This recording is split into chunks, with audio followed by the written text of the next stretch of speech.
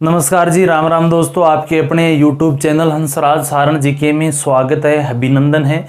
जैसा कि दोस्तों आप थंबनेल में देख पा रहे होंगे, राजपूताना में मराठा पावर के विरुद्ध राजपूताना के समस्त शासक एक स्थान पर आते हैं अपनी शक्ति को संयोजित करने के लिए। हालांकि शक्ति को संयोजित किया नहीं था, उस शक्ति को संयोजित करने के लिए एक सम्मेलन बुलाया गया था जिसे कहा जाता है जी हुरडा सम्मेलन। और अपन जो आज चर्चा करने वाले हैं वो करेंगे हुरडा सम्मेलन की, जो बुलाया जाता है 17 जुलाई सन 1734 को। आखिर क्यों बुलाया गया था हुरडा सम्मेलन? क्या था इस सम्मेलन का उद्देश्य? कौन था इसका अध्यक्षता करने वाला?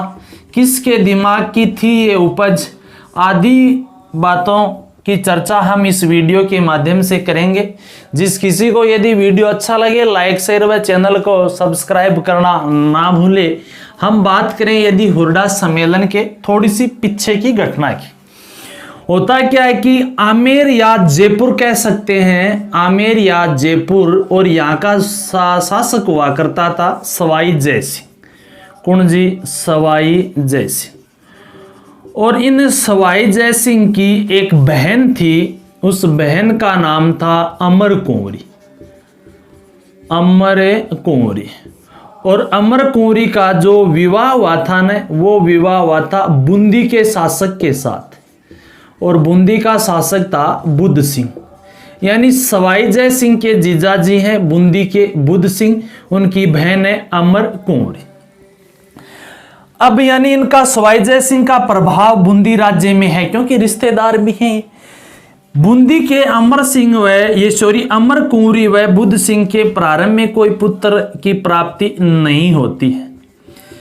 टेंशन सताने लगी थी बुद्ध सिंह को कि आगामी अपन शासक किसको बनाएंगे।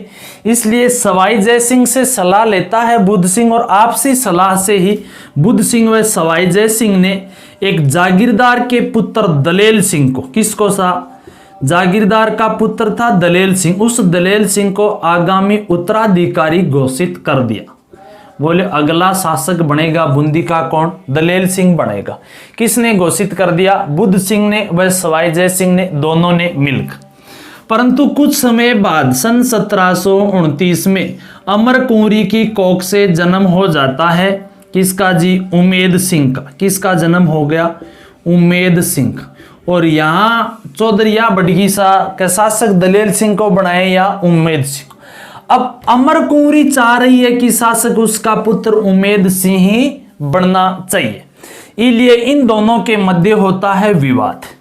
किन किन के मध्य? दलेल सिंह।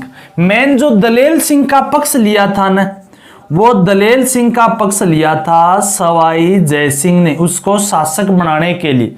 परंतु इधर अमर कुंवरी किसको चाह रही है? उमेद सिंह को शासक बनाने के।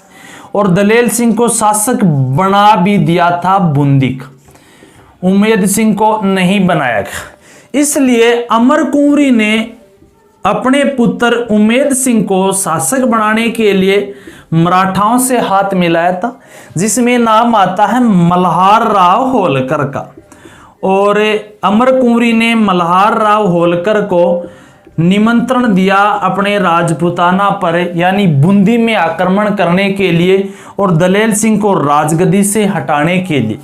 और अमर कुंवरी ने मल्हार राव होलकर को कहते हैं राखी भी बांधी थी। मल्हार राव होलकर के साथ सिंधियों की भी सेना थी, राणोजी सिंधिया। राणोजी सिंधिया बताया जाता, जो इनके साथ ही थे। किसके? मल्हार राव होलकर। कैसे भी करके मराठों ने आक्रमण किया बूंदी पर, और आक्रमण करके नंबर 1 दलेल सिंह को गद्दी से हटा दिया और शासक किसको बना दिया? उमेद सिंह को शासक बना दिया, कुछ धनराशि के बदले। तो यहां से एक तो क्वेश्चन यही क्लियर होता है कि मराठों ने राजस्थान में या राजपूताना में सर्वप्रथम किस रियासत में हस्तक्षेप किया? तो वो किया था बूंदी रियासत में। कौन सी रियासत में? बूंदी रियासत में मराठों ने सबसे पहले हस्तक्षेप किया था, उमेद सिंह को शासक बनाने के पक्ष में व दलेल सिंह के विरुद्ध। यह मराठों का प्रथम आक्रमण था, परंतु धीरे धीरे राजपूताना में मराठों के एक आतंक के शासन की स्थापना कह सकते हैं, या एक तरह का आतंक छा जाता है। हर रियासत में हस्तक्षेप धीरे धीरे करने लग गए थे। जो ही मराठों के आक्रमण राजपूताना की ओर बढ़ते हैं ना, इसी कारण से जयपुर का शासक होता है सवाई जयसिंह। कौन जी? सवाई जयसिंह। और सवाई जयसिंह ने पुनः दलेल सिंह को भी शासक बना दिया था। और ये जयपुर का शासक सवाई जयसिंह होता है। ये सवाई जयसिंह सीधा का सीधा जाता है जी मेवाड़ की, जहां गयो मेवाड़ ओल्यो सा यो उरे मेवाड़। और इस दौरान मेवाड़ का शासक था संग्राम सिंह द्वितीय। और संग्राम सिंह द्वितीय से मुलाकात करता है सवाई जयसिंह, और कि अपने राजपूताना के समस्त शासक हैं उनको मराठा पावर के विरुद्ध संगठित करें। तो संग्राम सिंह ने सलाह दी, कोई दिक्कत नहीं, हम एक सम्मेलन करेंगे। जिसे कहाँ करेंगे? तो कहा जी हुरडा में करेंगे। खड़े करांगा हुरडा। हुरडा था भीलवाड़ा में, किस जगह पड़ा है? भीलवाड़ा। और वो मूलतः था मेवाड़ का भाग। किसका भाग था? मेवाड़ राज्य का भाग, यानी संग्राम सिंह द्वितीय का भाग। बोले जी 17 जुलाई 1734 को हुरडा में हम एक सम्मेलन करेंगे, जिसमें राजपूताना के शासकों को संगठित कर लेंगे और मराठा शक्ति के विरुद्ध संयोजित अपनी शक्ति को करेंगे। इस प्रकार की इन्होंने चर्चा की थी, सलाह की थी। इसका जो अध्यक्ष नियुक्त किया गया था ना इस दौरान, वो अध्यक्ष नियुक्त किया गया था संग्राम सिंह द्वितीय को। परंतु भगवान को यह चीज मंजूर नहीं थी। 17 जुलाई 1734 से पहले संग्राम सिंह द्वितीय की हो जाए सा मृत्यु होने के बाद में इनका पुत्र बना था शासक महाराजा जगत सिंह द्वितीय। कौन? महाराजा जगत सिंह द्वितीय। और फिर महाराजा जगत सिंह द्वितीय को इस हुरडा सम्मेलन का क्या बनाया गया? अध्यक्ष बनाया गया। यानी हुरडा सम्मेलन का अध्यक्ष किसको बनाया गया, या कह सकते हैं अध्यक्षता किसने की थी? तो अध्यक्षता की थी जगत सिंह द्वितीय। महाराजा जगत सिंह द्वितीय ने अध्यक्षता की थी। हालांकि प्रारंभ में किसको बनाया गया था अध्यक्ष? तो वो संग्राम सिंह द्वितीय को। हुरडा सम्मेलन का आयोजन करना किसके दिमाग की उपज थी? तो वो थी सवाई जयसिंह की। सवाई जयसिंह के दिमाग की उपज थी कि कोई ऐसा अपन सम्मेलन करे। ठीक है जी। उसके बाद में यदि हम बात करें हुरडा सम्मेलन का उद्देश्य क्या था, तो हम बता देंगे कि मराठों के विरुद्ध राजपूताना के शासकों की शक्ति को संगठित करना, यानी राजपूताना की शक्ति को संगठित करना, यही इस हुरडा सम्मेलन का उद्देश्य था।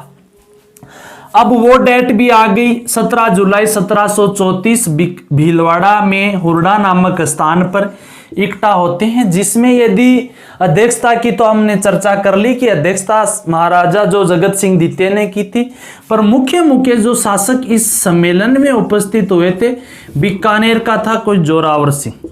कौन था? जोरावर सिंह। उसके बाद में यदि हम बात करें मारवाड़ के शासक की, तो मारवाड़ का था अभय सिंह। कौन होता है जी? मारवाड़ का अभय सिंह हो गया। आमेर या जयपुर की बात करें तो आमेर व जयपुर का तो सवाई जय सिंह हो गया। मेवाड़ की यदि बात करें तो ये जगत सिंह हो गया। बूंदी की बात करें तो दलेल सिंह हो गया। कौन हो गया जी? दलेल सिंह। नागौर की बात करें तो बख्त सिंह हो गया।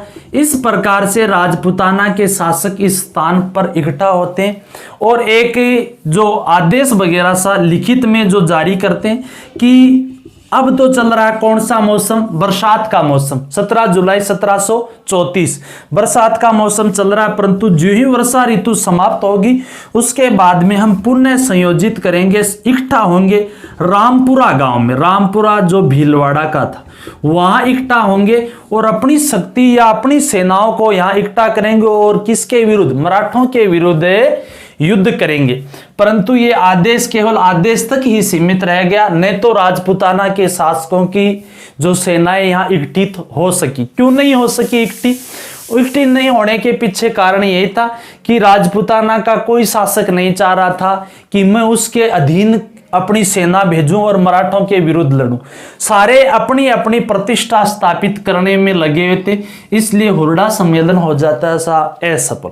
हालांकि इस सम्मेलन के दौरान दिल्ली का मुगल बादशाह था मोहम्मद शाह रंगीला, और इस दौरान सवाई जयसिंह ने मोहम्मद शाह रंगीला से भी सहायता मांगी थी, और मोहम्मद शाह रंगीला ने भी कहते हैं सहायता प्रदान की थी। मीर अली कोई दुर्रानी था, मीर दुर्रानी, और उस कहते हैं मीर दुर्रानी के नेतृत्व में मोहम्मद शाह रंगीला ने मराठों पर आक्रमण भी करवाया था। और मराठों ने जो आक्रमण करवाया था वो मराठों पर आक्रमण करवाया मालवा के क्षेत्र में। और इस दौरान मीर अली जो दुर्रानी था, इसके साथ राजपुताना से सवाई जयसिंह भी जाता है, और राजपुताना के शासक और तो नहीं गए तो, परंतु सारे शासकों ने अपनी खानापूर्ति के लिए सेनाएं जरूर भेज दी थी। किसके साथ? मोहम्मद शाह रंगीला के सेनापति मीर अली दुर्रानी के नेतृत्व में मालवा की तरफ, और जहां पर आक्रमण किया जाता है सिंधियों पर, हाँ जी, सिंधियों पर और होलकर पर, सिंधियों पर और होलकर पर वहां आक्रमण किया जाता है। परंतु कहते हैं राजपुताना की या मुगलिया जो सेना थी उसको इनके द्वारा घेर लिया गया था।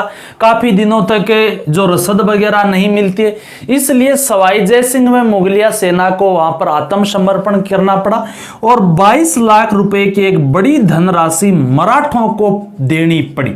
और ये एक तरह से कह सकते हैं 17 जुलाई सन 1734 का जो हुरडा सम्मेलन था ये रहा था असफल। धन्यवाद दोस्तों। जिस किसी को यदि वीडियो अच्छा लगे लाइक शेयर व चैनल को सब्सक्राइब करना। जी धन्यवाद।